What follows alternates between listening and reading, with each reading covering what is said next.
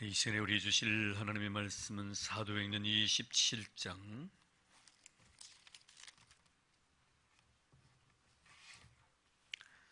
1절에서 12절까지의 말씀입니다.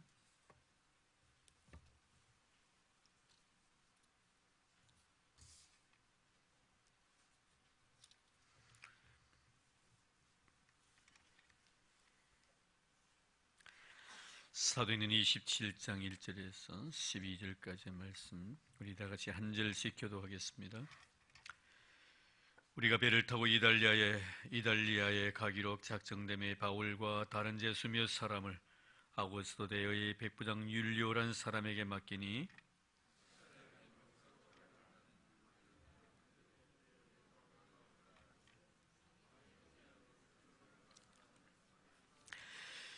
이튿날 시돈에 대니 율리오가 바울을 친절히 대하여 친구들에게 가서 대접받기를 허락하더니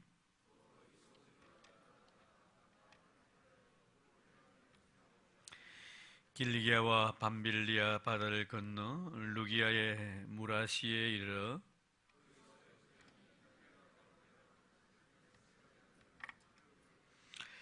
배가 더디가 여러 날 만에 간신히 니도 맞은편에 이르러 풍세가 더 허락하지 아니하므로 살모네 앞을 지나 그레데 해안을 바람막이로 항해하여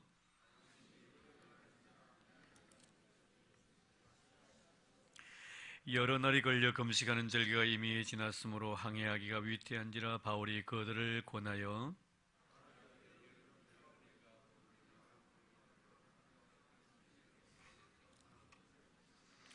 11절 12절 봉독합니다. 백부장이 선장과 선주의 말을 바울의 말보다 더 믿더라. 그 항구가 겨울을 지내기에 불편하므로 거기서 떠나 아무쪼록 베닉스에 가서 겨울을 지내자 하는 자가 더 많으니 베닉스는 그레데 항구라. 한쪽은 서남을 한쪽은 서북을 향하였더라. 아멘. 제가 이 말씀을 이렇게 항상 대하면은 신학교 졸업할 때 이제 고인이 되셨습니다만 대구 제1교회를 시무하셨던 이상근 목사님, 지금 연동교회 담임하시는 이승희 목사님의 부친이기도 하십니다.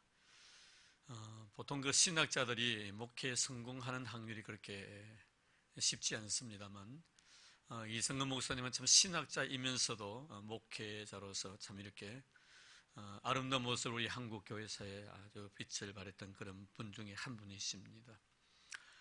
그분이 아직도 성경 주석 신구약을 다 이렇게 쓰시기도 하셨고요.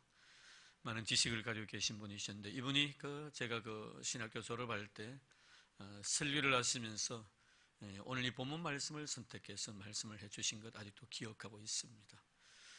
백부장이 바울의 말보다 선장과 선주의 말을 더 믿었다 하는 이 말씀을 가지고 우리에게 말씀해 주시면서 그때 핵심은 우리가 앞으로 목회를 하는 목회 현장에 가가지고 바울의 말이라는 것은 바로 하나님의 말씀으로 또 선장과 선주의 말은 세상 사는 사람들의 말로 이렇게 비유를 하시면서 항상 어디로 가서 무엇을 하더라도 하나님의 음성에 귀를 기울이는 그런 목회자가 되어야 된다는 그런 귀한 메시지를 전해주셨습니다. 그 말씀 아직도 제가 기억하고 있습니다. 오늘 말씀 역시 바울의 말보다 선장과 선주의 말을 들었던 백부장 율리오에 대한 이야기를 잠시 하려고 합니다. 이제 사도 바울은 이제 배를 타고 하나님께서 그에게 예비하신 이제 로마를 향하여 이제 항해를 하게 됩니다.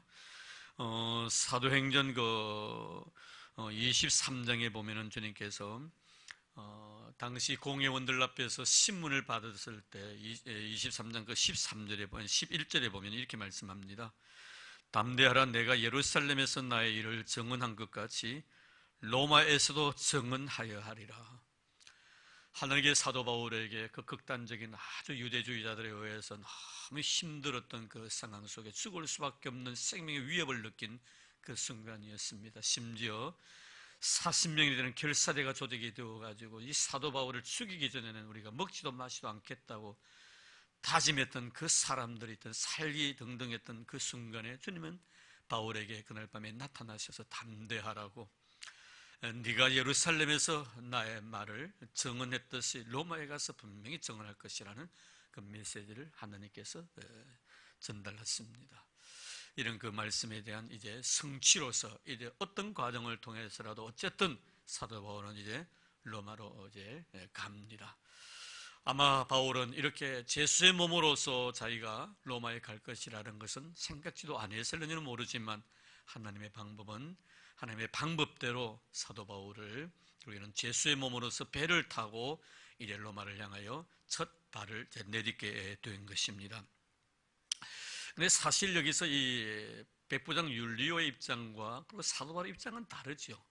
백부장 율리오의 입장에서 보면은 사도 바울은 한 죄수로서 가이사 앞에서 황제였던 가이사 앞에서 정말 신문을 받고 재판을 받기 위해서 간다고 죄수 중에 한 사람으로 생각했을는지는 모르지만 바울의 입장은 그렇지 않습니다. 물론 사회적인 신분으로서는 정치적인 어떤 그런 시련을 당하고 죄수의 몸으로 끌려가지만 그는 굉장히 한없이 영적 자유와 기쁨을 누리고 있는 그런 상황입니다. 왜냐하면 그가 그토록 가고 싶었던 곳이었거든요. 그리고 당시 로마라면 세계 그 심장부 아닙니까?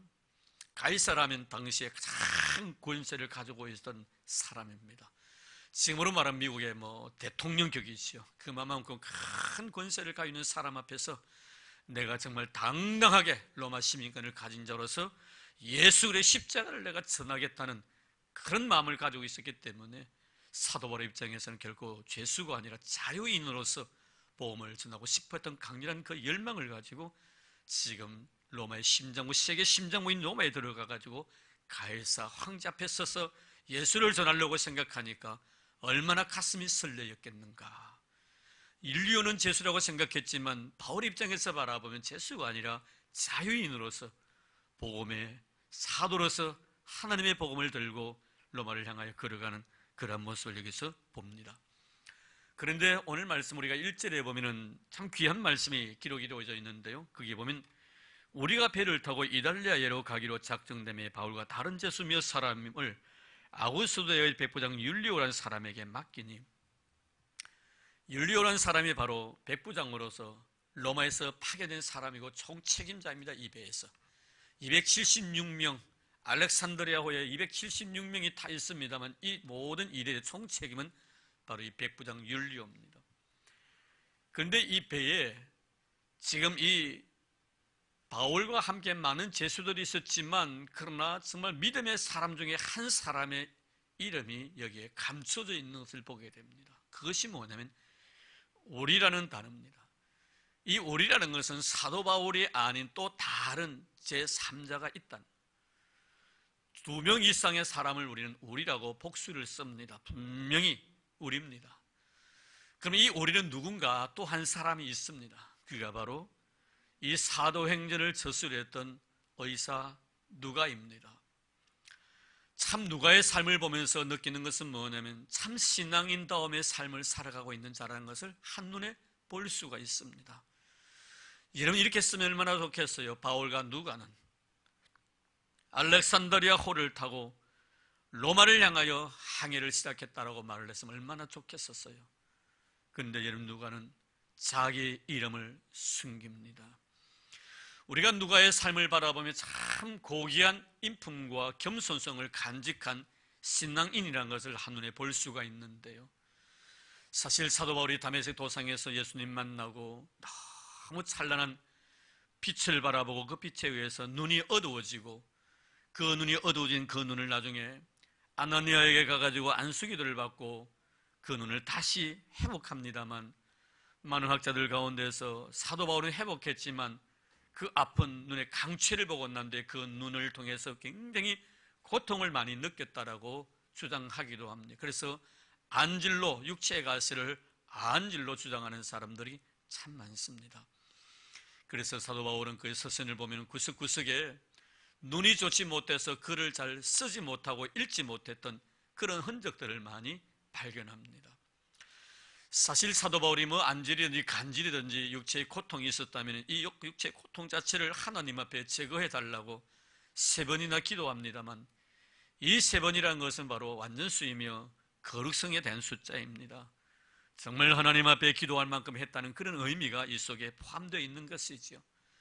하나님 앞에 메어 달려서 이 눈병을 고쳐달라고, 이 간질을 고쳐달라고 그렇게 간절히 애원했지만 하나님이 하시는 말씀은 내가 너에게 베푼 은혜의 흔적이다. 내가 너에게 베푼 이 은혜로 족하다고 말씀하셨을 때 그 말씀 받고 더 이상 사도 바울은 자신의 육체의 가시에 대해서 기도하지 않습니다. 가끔 우리가 이런 것을 통해서 느끼는 것은 우리가 하나님 앞에 기도해가지고 이런 일 저런 일에 대해서 응답을 받기도 하고 내가 바라고 원한 대로 되어지지 아니했을 때도 끝까지 내가 원하는 대로 되기를 바라는 마음으로 억지를 부르는 자들이 얼마나 많습니까? 이런 꼭 기억하시기를 바랍니다. 기도했습니까? 하나님 응답 받았으면 내 뜻대로 되지 아니했다고 해가지고 기도가 응답되어지지 아니했다고 말하지 마십시오. 바울처럼 깨끗하게 정리하고 하나님께서 이것은 영원토록 내 육체에 남겨두실 가식으로 생각하면 그대로 그것을 남겨주고 은혜로 보관하고 살아가야 합니다. 그래서 그 육체의 가시를 바라보면서 늘 하나님 앞에 감사하고 감격하는 인생을 살아야 되겠죠. 그런데 중요한 것은 하나님께서 사도 바울의 육체의 가시를 남겨두셨지만 그 육체의 가시에 대해서 책임을 져주시는 우리 하나님이십니다.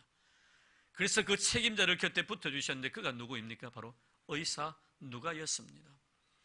참 이 누가라는 사람은요 참 훌륭한 인품을 가지고 있는데 여러분 디모데후서에 보면 사도 바울의 마지막 유언이지요. 디모데에게 이 편지를 쓰면서 어떤 사람은 내 곁에 있고 어떤 사람은 각자 고향으로 돌아갔고 세상이 좋아서 세상을 쫓아가고 다 이리저리 뿔뿔이 흩어졌습니다만 감옥 속에 있을 때 이 서신을 쓰면서 그 감옥 추위 가운데 곁에 영 떠나지 않으려고 붙어 있었던 유일한 한 사람이 있습니다. 다 떠나가 버렸지만 외로운 그 차디찬 감옥 속에서 너무 추워서 디모데야 네가 올 때 두터운 옷을 한 벌 가져오고 가죽으로 쓴 책을 꼭 가져오라. 성경책과 두터운 옷 한 벌을 갖다 달라고 요청하는 것이 있습니다. 이때 사도 바울이 디모데에게 편지하면서 이런 말을 합니다. 내 곁에 누가만 남아있노라고. 이 누가만이 바로 바울 곁을 지키고 있었던 사람입니다. 참 의리 있는 사람이죠. 변함이 없는 사람입니다. 나는 우리 성도들이 그런 사람 되기를 주의 이름으로 축복합니다. 정말 의리 있는 사람이 되어야 돼요. 변함이 없는 사람이 되어야 된다 이 말이에요. 한 번 사랑하기로 작정했으면 끝까지 사랑할 수 있는 자가 되어야 합니다. 이게 바로 신앙인의 모습이에요. 신앙인들이 너무 변질이 심하면 안 됩니다. 너무 감정의 폭이 심하면 안 됩니다. 하나님이 좋아하지 않습니다.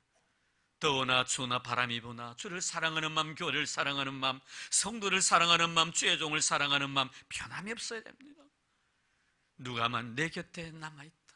다 떠나버렸지만 이제 순교의 제물이 되기 위해서 그 시간을 기다리고 있는 이 와중에 바울은 디모데에게 오직 누가 한 사람만이 나의 마지막을 지키고 있다라고 이렇게 말하고 있는 것을 보면서 참 누가는 훌륭한 인품을 가진 사람이었다 하는 생각을 가져봅니다.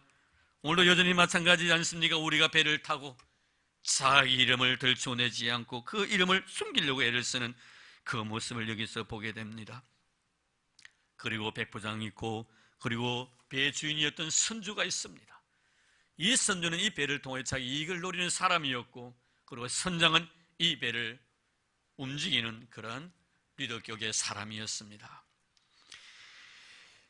이제 지금까지 백부장에 의해서 이 배가 움직이기 시작했고 또 선장의 힘에 의해서 배가 이쪽 방향으로 저쪽 방향으로 방향도 돌기도 했었습니다만 사실 그래요. 인생의 삶이라는 것이 평안하고 힘이 들지 아니할 때는요 돈을 가진 자가 큰 소리를 떵떵 칩니다. 권세를 가진 자들이 큰 소리 텅텅 칩니다. 그러나 인생의 삶 속에 어려운 위기가 직면하게 되면요 돈도 필요 없어요. 권세도 필요 없어요. 영적 권위를 가진 자가 큰 소리를 치게끔 되어 있다는 것을 이제 우리는 하나하나 배워가게 될 것입니다. 그든 생각했을 것입니다. 사도 바울 죄수의 몸으로서 아무리 지가 로마 시민권을 가지고 있으면 뭐하냐 이거예요. 일개 죄수의 몸으로서 가이사 앞에 재판을 받아야 할 입장이니 니나 내나 뭐 다를 바가 있냐라고 다른 죄수도 그렇게 생각했을 것이고 백부장 율리오 입장에서는 내 명예에 죽고 살 수 있는 그런 아주 힘없는 사람으로 생각을 했을 것입니다. 그러나 이제 태풍이 부르고 바다가 흉악해지고 위에 있는 배 타고 있는 사람들이 위기직면에 놓여 있을 때는 백부장도 필요 없습니다. 선장도 필요 없고 선주도 필요 없습니다. 그 안에 돈을 많이 가진 자도 있었을 것이고 근세를 부린 자도 없지 않아 있었을 것입니다. 276명 가운데서 다 필요 없습니다. 오직 사도 바울이 이제 서서히 힘을 발휘하게 된다는 것을 우리는 알 수가 있을 것입니다. 제가 군생활을 하면서 왜 하나님께서 해군에 이렇게 입대해서 군생활을 보게 하셨는가 곰곰이 생각해 보면 참 설교자로서 오히려 육군에 대한 그런 것보다 해군에 대한 이야기들이 너무 많아요. 바다에 대한 이야기들이. 예수님의 제자들이 바다에서 성장했고 사도 바울도 이렇게 복음을 전하기 위해서 로마를 가는 과정 속에서 이 배를 타고 가는 거예요. 저는 3년 동안 배를 타면서 참 많은 바다에 대한 경험을 했고 또 역시 제가 어렸을 때 아버님이 수산업을 했기 때문에 배의 생리를 잘 알고 선원들의 생리를 제가 잘 알고 있습니다. 참 여러분, 제가 군생활을 하면서 3년 동안 배를 타면서 참 힘듦이 있었어요. 너무너무 힘들어가지고 제가 저희 아버님이 생전에 계실 때 저희 교회 장성들도 교회에 나오시고 우리 교회가 가장 진해서 중심에 있었기 때문에 영광급 그런 아주 높은 이렇게 직책을 가진 그런 분들이 많이 오셨어요. 지금도 그분들을 다 기억하고 있는데요. 제가 아버님께 그렇게 말씀을 드렸습니다. 아버님, 제가 배를 타기에 너무너무 힘이 드는데 제 육상 근무하도록 좀 이렇게 말씀을 좀 전해서 저를 좀 빼달라고. 해군이 육상 근무하면 참 편안하거든요. 아침 8시에 출근해가지고 5시에 퇴근을 합니다. 그리고 자유로운 시간입니다. 근데 우리 같은 경우에는 제가 탄 DD에는 300명의 성선 인원인데 대령부터 짝대기 하나까지 300명이 그 안에서 같이 행동을 합니다. 그러니까 이 쫄병들은 정말 기함은 펴지 못합니다. 자유로운 시간이 없는 그 좁은 공간에 같이 행동을 하니까. 그리고 저하고 같이 있던 사람이 너무 저를 힘들게 해가지고 좀 이렇게 편안하게 제가 쉬고 싶어서 말씀을 드렸는데 군종 참모 중령이었습니다. 중령에게 말씀을 드려서 그분이 제 배를 찾아왔더라고요. 제가 신학생 신분이니까 군종사병으로 있으면 얼마나 좋습니까? 그래서 제 배까지 와가지고 우리 함장님에게 요청을 했었습니다. 여수병은 우리 군종실에 필요하니까 우리 군종으로 좀 보내달라고. 그러니 함장은 그 당시 계급이 대령이거든요. 함장이 안 된다는 거예요. 안 되는 이유가 뭐냐면 여수병은 이 배의 키 멤버라는 거예요. 제가 키 멤버라고 하는 이유는 뭐냐면은 이 배가 출동을 나가면은 서해나 동해나 항상 북한 함정과 함께 같이 이렇게 맞대고 얼굴을 맞대고 서로 경계 근무를 서는데 굉장히 긴장이 되어 있었어요. 그럴 때면 이 함장이 꼭 저보고 예수를 안 믿는 사람이에요. 밤만 되면 저보고 이 사병들을 위해서 기도해 주라는 거예요. 내가 신학생 신분이니까. 함장이 저를 함장실에 부르는 거예요. 짝대기 하나 두 개 달고요. 어떻게 함장실에 갑니까? 대령을 만납니까? 출동하면 밖에 나오면요, 쟤 찾지도 않습니다. 배를 타고 바다에 나가기만 하면요, 쟤 부르는 거예요. 불러가 오늘 밤에 기도해 주라는 거예요. 저는 마이크 달고요, 다 기도해 줍니다. 주일만 되면 또 제보고 뭐라는 함장님이요, 사병들 모아놓고 예배드리라는 거예요. 마음의 평안을 줘야 된다는 거예요. 여기에 와가지고 사람들이 긴장이 정말 너무 긴장해 있는데 자칫 잘못하면 위험한 일도 일어날 수가 있으니까 밤만 되면 이 장병들을 위해서 기도해 주고 주일만 되면 예배를 드리라고 예배 처소까지 마련해 줍니다. 그때 제가 거기서 신우회를 조직해가지고 한 40여 명, 300명 중에서 40여 명이 신우회 이렇게 조직이 됐는데 그때 기관장님이 소령이었는데 크리스찬이었어요. 그분을 고문으로 세우고 저는 아무 직임도 받지 않고 설교자였고 또 하사관을 갖다가 하사 되시는 그분을 갖다가 이런 회장으로 세워가지고 신회를 조직했습니다.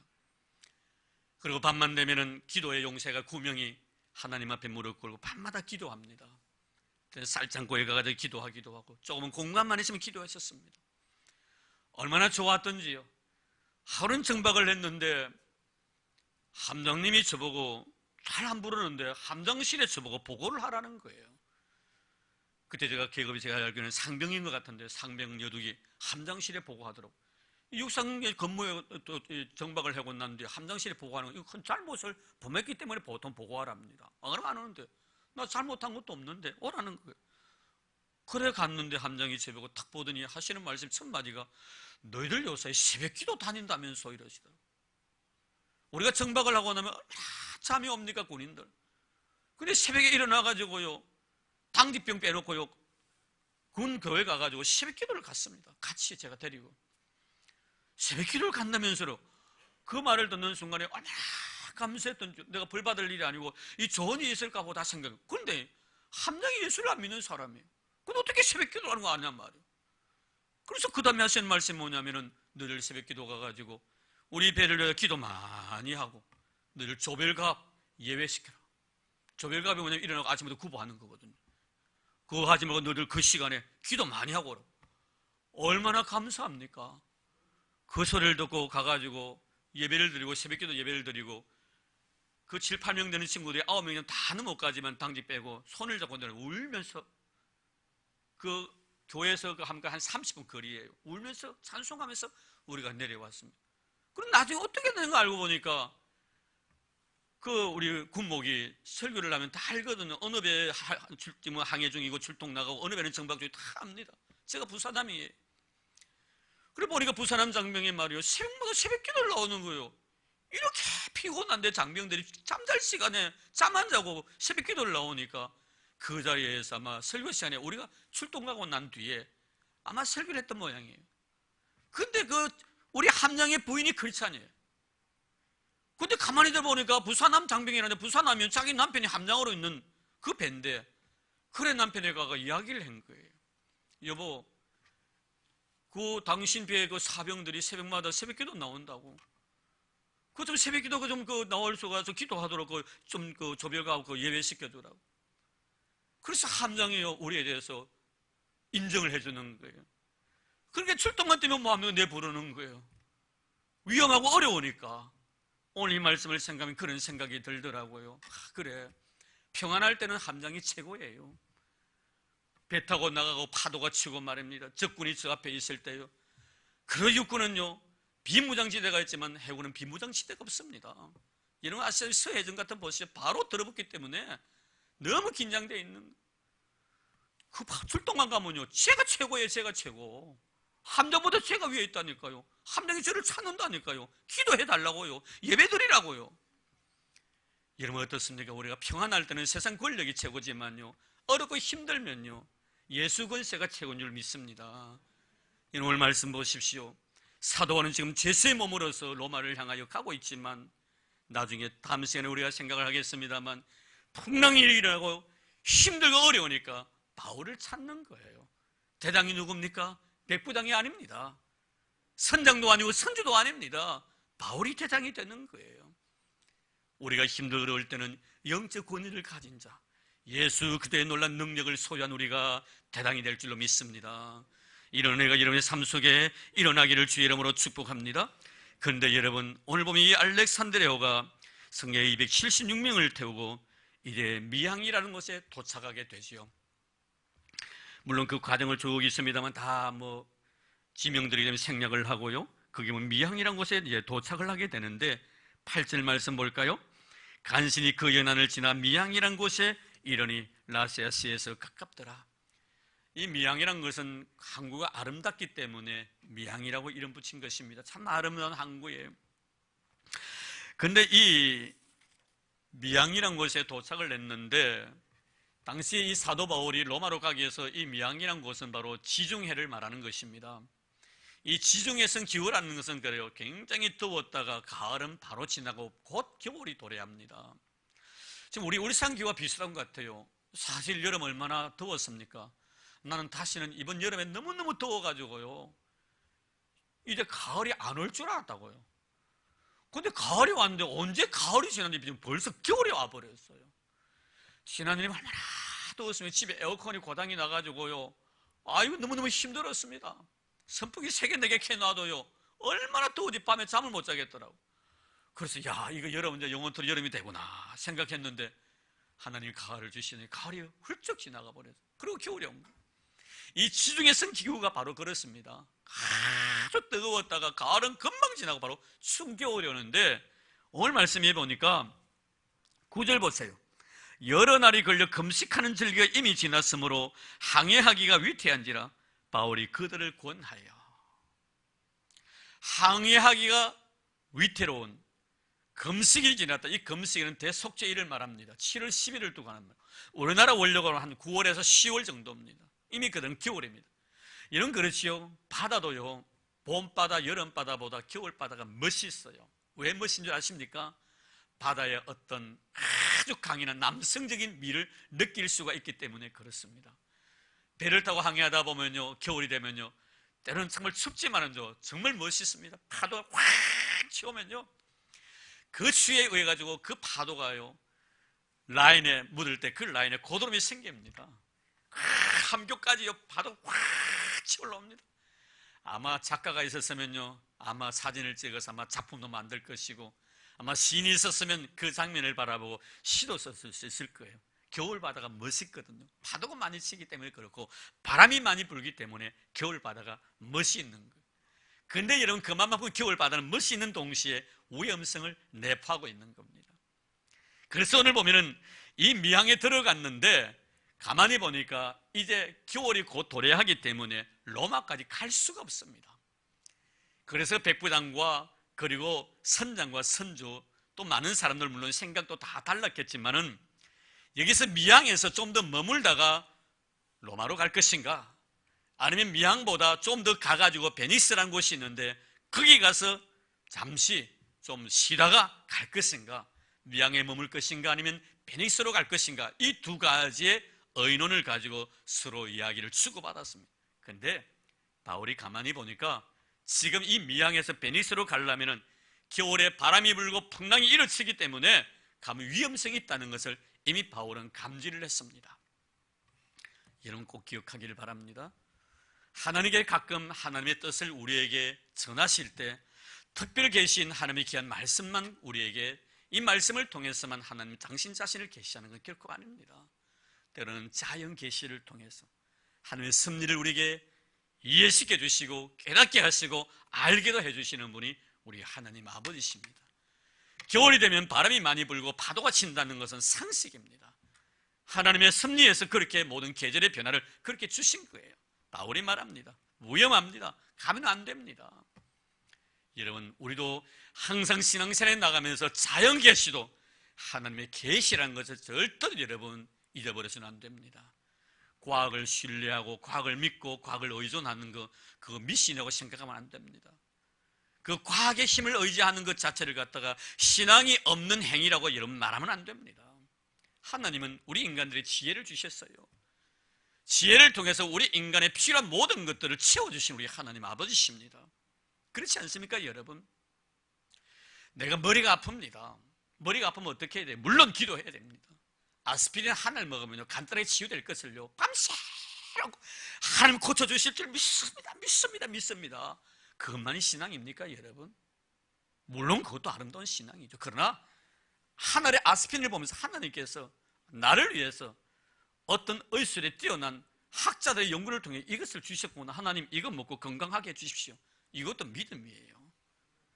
여러분 그렇지 않습니까? 내일 당장 목이 달아날 형편에 사도 바울과 신라는 밤새도록 감옥에서 찬송하며 기도했습니다. 신앙이에요 여러분. 신앙인이에요. 베드로 뭐 합니까? 감옥에 잠잡니다. 그럼 베드로의 신앙은 신앙이 아니고 바울과 신라의 신앙만 신앙입니까? 아닙니다 여러분. 베드로도 신앙인이고 바울과 신라도 신앙인이에요. 내일 당장 목이 달아날 형편에 찬송하고 기도하면서 주님의 오심을, 내가 주님 앞에 서야 될 날을 준비하는 것도 아름다운 신앙이고, 주님께 모든 것을 맡기고 잠이 오니 잠자야 되겠습니다 하나님, 그 뒤에는 주님 책임져 주십시오, 이것도 이런 신앙이에요. 이런 잊지 마시기를 바랍니다. 그 어려운 상황 속에서 기도하고 찬송한다고 하면 신앙이고, 하나님께 모든 것을 맡기고 태평 세월을 누리는 것처럼 천하태평처럼 잠만 자는 것은 신앙이 아니다? 아닙니다. 하나님은 때로는 우리에게 말씀을 통하여 당신 자신을 계시해 주시기도 하시지만 이런 자연 계시를 통해서 하나님의 섭리를 우리에게 일깨워 주십니다. 우리 크리스찬들이 술을 먹고 담배를 피워서는 아니 되겠지만 만약에 술을 먹고 담배 피우는 사람이 있다고 가정하고 술 먹고 담배를 피우면서 하나님 앞에 기도할 때 하나님 내 건강 지켜주시길 바랍니다. 맞습니까? 틀립니까? 예? 맞아요? 틀려요? 틀리죠 여러분. 그러면 술 끊고 담배를 끊어야지요. 술 먹고 담배 피우면서 하나님 나에게 건강 달라고 내 여호와 하나님을 시험하지 말라. 예, 우리 예수님께서요 3년의 공생애를 시작하시기 이전에 사단에게 시험을 받습니다. 마지막 사단이 시험한 것이 뭡니까? 성령 꼭대기에 높이 세우셔가지고요 뛰어내리고 갑니다. 그러면 천사들이 와서 당신을 파쳐주지 않겠느냐? 여러분 그러면 뛰어내리는 것이 믿음이에요? 뛰어내리지 않는 것이 믿음이에요? 아마 그럴 거예요. 아마 예수님께서 믿음이 없어서 안 뛰어내렸겠죠. 하나님의 아들인데 믿음 있는 것은 왜 안 뛰어내려? 여러분 그렇게 말하지 마십시오. 주님 하신 말씀 뭡니까? 주 여호와 하나님을 시험치 말라. 시험치 말라. 우리 그 김진웅 목사님의 글에 보니까 그런 글이 있더라고요. 하나님 우리 믿음의 성도들에게 모든 것에 다 책임을 져주신대요. 다 책임을 져주시는데 세 가지 책임을 안겨주신다. 첫째는 뭐냐면은 과식으로 인한 배탈 책임 안 져주신다. 두 번째는 과로로 인한 몸살 책임 안 져주신다는 것. 세 번째는 뭐냐면 과욕으로 인한 돈주머니 책임 안 져주신다는 것. 배가요 팍 터지도 어느 누가 어렵디다. 돼지는 그래도요 자기 한 70% 80%밖에 안 먹는데요. 돼지라고 말 먹는다 하지만요 사람은요 자기 먹는 130%를 먹는데요. 엄청 먹고 난 뒤에 하나님 앞에 하나님 건강 주십시오 될 말이에요 여러분? 그건 안 맞죠 여러분? 하나님 주신 건강을 자기가 잘 지켜나가도록 하나님께 기도해야죠. 실컷 먹고 배탈 날 정도로 먹고 난 뒤에 설사질질하면서 하나님 앞에 내 건강 달라고. 이러면 일도 그래요. 좀 쉬어가면서 일을 해야죠. 여러분 안 그래요? 하나님 우리에게 안식을 주셨어요. 그냥 일 중독에 걸려가지고 차납게나 일하고 나중에 아이고 아파라 저 아파라 하면서 하나님 고쳐달라고 안 아프게 해달라고 될 말이에요 여러분? 아니지요 여러분. 과욕으로 인한 돈주머니 이런 욕심 부리다가 돈요 재놓고요 하나님 이 돈 지켜달라고요 하나님 책임 안 져주신다는. 나는 참 그 말씀 듣고요 참 바른 말이라고 생각해요. 우리의 돈주머니를 하나님 책임 지어달라고 하려면요 주님 주신 귀하고 소중한 물질들 주의 영광을 쓰고 난 뒤에 하나님 내 주신 아름다운 물질 다른 데 쓰지 않도록 도와달라고 이렇게 기도해야 되지 않겠나 이 말이에요. 쓰지도 않고 끌고 모으면서 그거 책임져 달라고. 그런 성도 되지 않기를 바랍니다. 하나님을 시험하면 안 됩니다 여러분. 주 너희 하나님을 시험치 말라 이런 의미예요. 어느 믿음 좋은 청년이 있었는데 이 청년의 그 마을에 태풍이 왔어요. 물바다가 되었어요. 이 청년이 떠내려가게 되었어요. 그러다가 자기 자신의 몸을 지탱할 수 있는 자그만 어떤 물건에 자기가 부딪히게 되고 그 물건 위에 올라서게 됩니다. 그래서 이 청년도 아무 믿음이 좋았어요. 그래서 하나님 기도해서 하나님 제가 절대 죽지 않도록 하늘나라에서 밧줄을 내려주셔가지고 그 밧줄을 타고 올라가도록 내 생명 어느 누구도 하지 못하도록 도와달라고 기도했습니다. 하나님 도와달라고 내 생명 구원해달라고. 그래 눈을 떠보니까 곁에 뗏목이 하나 지나가는 거예요. 하나님 난 뗏목이 아니라 하나님 나를 구원해달라는데 왜 이렇게 뗏목을 주십니까? 또 기도를 합니다. 조금은 튜브가 하나 쭉 지나가는 거예요. 하나님 난 튜브가 아니지 않습니까? 하나님께서 나를 갖다가 보호해주고 나를 지켜달라고 주님의 손이 나를 도와주셔달라고 나는 그렇게 기도했는데 왜 튜브를 보내주시냐? 그러다가 비가 많이 오는 바람에 이 사람이 물에 빠져서 죽었어요. 죽어가지고 하나님 앞에 갔습니다. 하나님 앞에 가가지고 하나님께 물어서 하나님 나 그렇게 경건하게 살고 그렇게 하나님 앞에 애걸복걸 하면서 내 생명 지켜달라고 죽지 않게 해달라고 왜 나를 죽였냐고. 야 이놈아 내가 네 기도 소리 듣고 뗏목도 보내주고 내 네 기도 소리 듣고 튜브도 보내주었는데 그건 모르냐고. 여러분 뗏목도 기도 응답이고 튜브도 기도 응답인 줄 믿습니다. 왜 우리 그렇게 신앙생활 해야 됩니까? 하나님 도와달라고 하나님 손이 와서 나를 끄집어 갈 것 같습니까 여러분? 사람들을 통해 나를 지켜주시기도 하고요, 때는 계절의 변화들을 통해서, 많은 사건들을 통해서 하나님이 나에 대해서 관심을 가지고 계신다는 사실을 우리에게 말씀해 주시는 거예요. 이런 하나님께서 구원해 주시러 작정된 모든 자들에게는 하나님 이런 은혜를 베풀어 주신다는 것을 꼭 기억하시기를 바랍니다. 그런데 오늘 결론의 말씀을 제가 드리려고 하는데요, 그게 보면은 결국 백부장은 선장과 선주의 말을 바울의 말보다 더 믿었습니다. 바울은 안 된다고 분명히 말했습니다. 근데 선장과 선주는 뭘 합니까? 미양에 있지 말고 베닉스로 가자는 거예요. 어차피 로마로 못 가니까 이 항보다는 저 항이 낫겠다. 근데 바울이 이 항에서 미양에서 베니스로 가는 그 과정 속에서 문제가 분명히 일어날 것을 예견하고 있었습니다. 다음 시간에 우리가 배우겠습니다. 분명히 일어납니다. 근데 왜 선장과 선주가 정말 이렇게 베니스로 가자라고 이렇게 백부장 율리오에게 이야기를 했는가 하는 문제예요. 이 미양은요, 아름다운 항이지만 항구가 자그마합니다. 오래 머물기에는 조금, 쉽게 말하면 짜증도 나고 실정도 느낄 수 있는 그런 환경이에요. 근데 이 베니스는요, 큰 항구입니다. 마음껏 먹고 즐길 수 있는 환경과 여건이 조성되어 있는 것이 바로 베니스 항입니다. 아시겠죠? 왜 가자는 줄. 어차피 로마로 못 갈 바에야 좀 더 즐길 수 있는 곳으로 가자 이거예요. 거기 가면 쾌락을 추구할 수도 있고 즐길 수도 있고 정말 우리가 마음껏 먹고 마시며 놀 수도 있는 곳이 있으니 그곳에 가서 어차피 쉴 바에야 거기 가자, 이렇게 제안을 한 겁니다. 가끔 우리 인간의 제안들을 가만히 보면요, 얼마나 자기 중심적인지 모릅니다. 내 중심에서 내 자신의 편리와 내 자신의 유익을 위해서 상대방에게 이야기할 때가 참으로 많다는 거 잊지 마십시다, 여러분. 그런 것을 우리가 넘어가면 안 됩니다.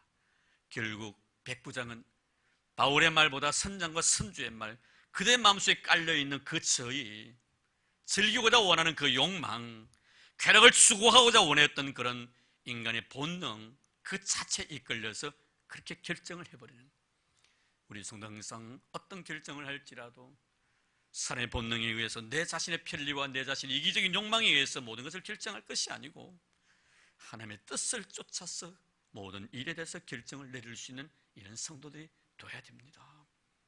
내 편리가 아닙니다. 하나님의 영광을 위함이고 교회의 유익을 위함이며 교회의 덕을 위해서이고 너의 유익과 너의 편리를 위해서 내가 조금 손해를 보는 한이 있더라도 그것이 아름다운 결정이라는 것을 오늘 말씀해 주고 있습니다.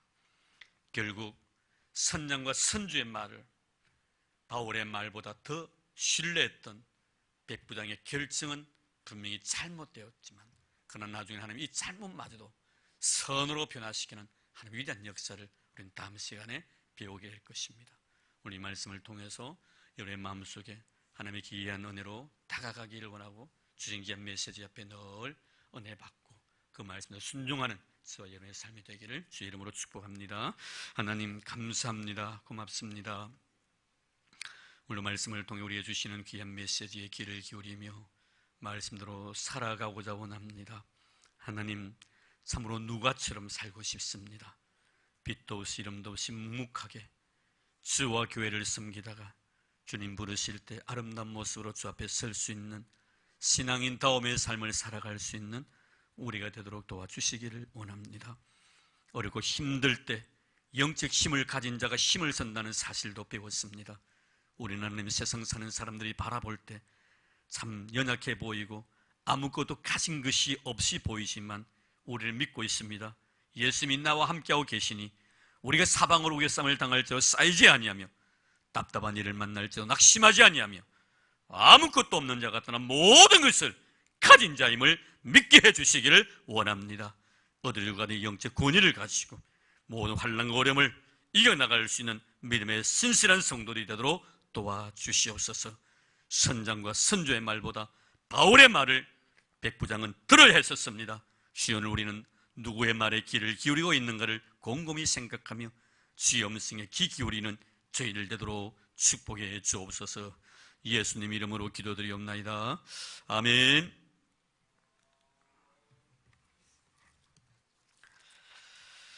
네, 이제 우리 1교구 식구들 나와서 특별히 찬송해 주시겠습니다.